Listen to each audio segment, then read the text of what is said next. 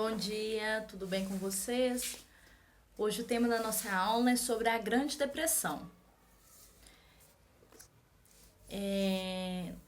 A Grande Depressão, e depois a gente vai ver também sobre o fascismo e nazismo, né, os regimes totalitários, eles aconteceram num período que a gente fala que é o período entre guerras, que é o período que vai do final da Primeira Guerra Mundial ao início da Segunda Guerra Mundial.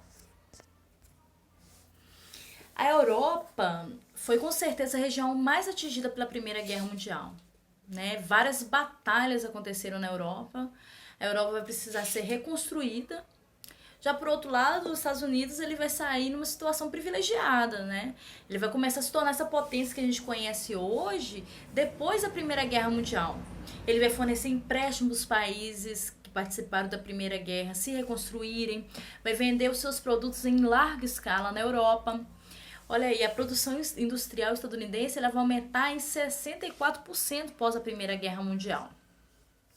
Então, os Estados Unidos eram de longe a maior economia do mundo.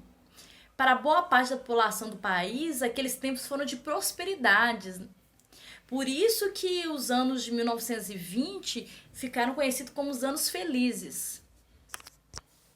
Aí tem uma imagem sobre o consumismo, que é uma das questões aí que vão acontecer muito nesses anos felizes, né?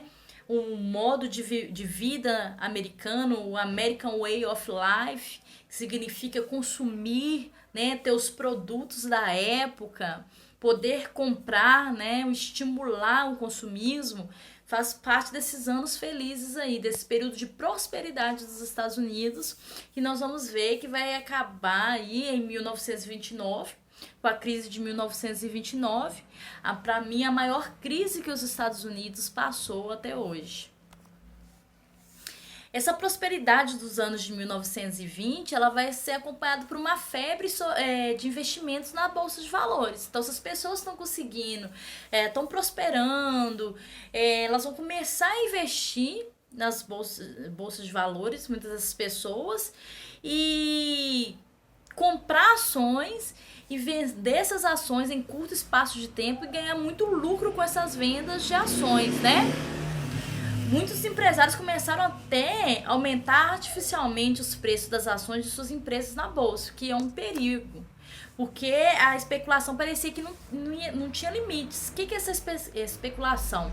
É uma aposta na valorização de algo, né? Você compra aquilo, apostando que aquilo vai valorizar, com o objetivo de obter muito lucro acima da média do mercado em um curto espaço de tempo, assumindo para isso riscos, né? Porque a gente sabe que a gente pode investir na bolsa, mas a gente pode ganhar como pode perder. Mas o que é bolsa de valores? Gente, a bolsa de valores é um ambiente de negociação, tá? Onde vários investidores, eles negociam ações, né?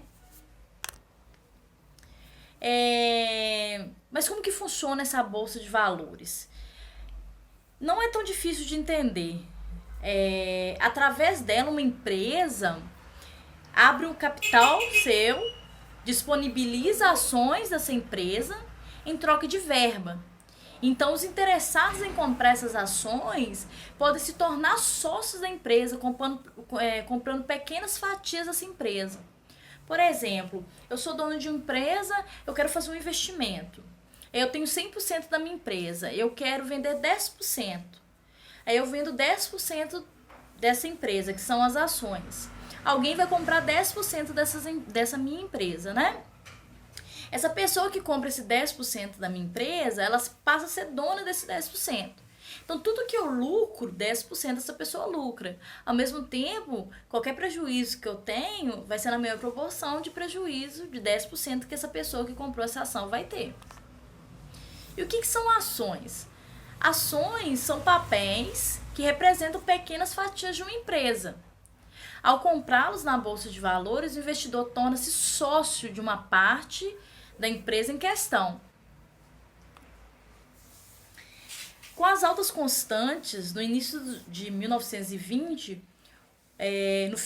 no final de 1920, o preço das ações elas não correspondia à situação real das empresas, né? Com essa questão de especulações, de tentar colocar para vender parte da empresa e na verdade muitas dessas partes não existiam, né? Faziam uma propaganda falsa na venda dessas ações, até que num dado momento aí vai falir uma grande empresa inglesa, os investidores em bolsa de valores vão começar a ficar com desconfiança e vão começar a querer vender as suas ações. E num dado dia, que é o dia 24 de outubro de 1929, uma quinta-feira que ganhou o nome de Quinta-feira Negra por causa disso, muitos correram para vender suas ações e descobriram que não haviam compradores para elas. O preço das ações começaram a despencar, o que levou ao crash, ou quebra da Bolsa de Valores de Nova York, né? Na semana seguinte. E a partir daí que vai iniciar um período chamado de Grande Depressão, que vai de 1929 a 1933 nos Estados Unidos. A Grande Depressão ela começa com a crise de 1929. Razões da Grande Depressão. Primeiro é a concentração de riqueza nas mãos de poucos. Aqueles anos felizes, de prosperidade que a gente viu, gente, boa parte da população não vai passar por esse consumismo, por essa prosperidade. Olha lá, 13% da população dos Estados Unidos possuía 90% da riqueza nacional, né? Então, concentração de riqueza na mão de poucos. Uma crise agrícola também. Essa prosperidade dos anos 20 estava ligada à indústria. Durante todo esse tempo, teve várias crises no setor agrícola, né?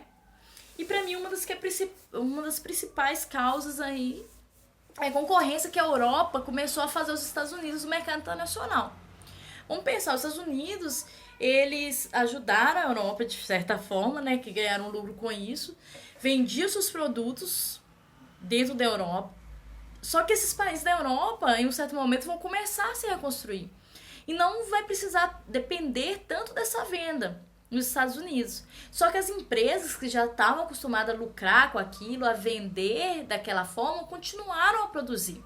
Então isso vai gerar uma crise de superprodução dentro dos Estados Unidos. Ou seja, havia muito mais mercadorias dentro dos Estados Unidos do que pessoas para comprar essas mercadorias. E é importante também saber que essa crise de 1929, essa Grande Depressão, ela vai afetar em muito outros países dependentes da economia dos Estados Unidos. Eu até coloquei aí, principalmente o Brasil. Nós vamos ver, o Brasil vendia, vou dar um exemplo, o café. Vendia muito café nessa época para os Estados Unidos e vai gerar uma crise de superprodução aqui no Brasil também, que vai começar a sobrar café. Como que vai ser resolvida essa crise nos Estados Unidos? O nome que a gente dá aí é o New Deal, né? Que é um novo acordo que vai ser criado aí pelo presidente Roosevelt, uma série de medidas para tentar regularizar essa questão econômica dentro dos Estados Unidos. Essas medidas baseavam-se em algumas questões, por exemplo, investimento em obras públicas para dar emprego aos desempregados, né? Muita gente faliu, muita gente passou fome nos Estados Unidos nessa época, ficaram desempregados. Então, deu emprego para essas pessoas. Vão ser destruídos alguns estoques de gêneros agrícolas para conter a queda dos preços desses gêneros agrícolas. E vai começar também a controlar os preços dos produtos, porque as pessoas não percam o poder de comprar esses produtos.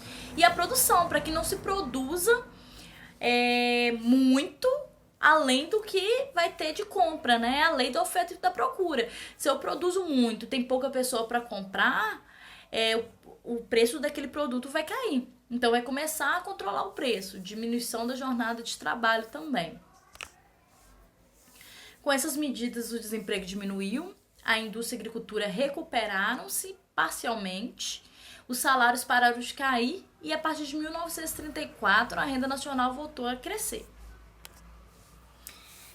No resto do mundo, é importante dizer, os efeitos da Grande Depressão levaram milhares de pessoas a ficar sem trabalho, sem esperança.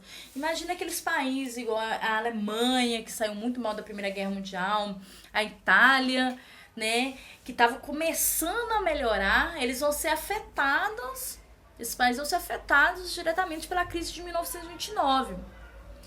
Essa situação aí vai favorecer o surgimento de políticos e partidos autoritários que acusavam as democracias liberais, porque a crise de 1929 é uma crise aí num país democrático, que é os Estados Unidos, e num país capitalista, é uma crise capitalista.